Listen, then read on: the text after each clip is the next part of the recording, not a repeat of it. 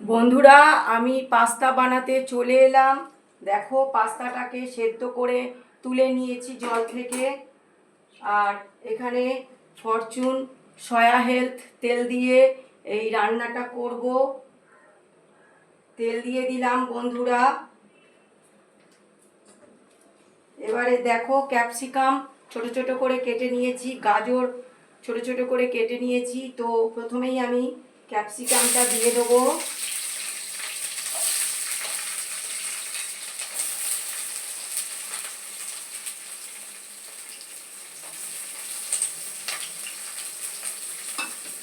ক্যাপসিকামটা দিয়ে দেওয়া হয়ে গেছে বন্ধুরা।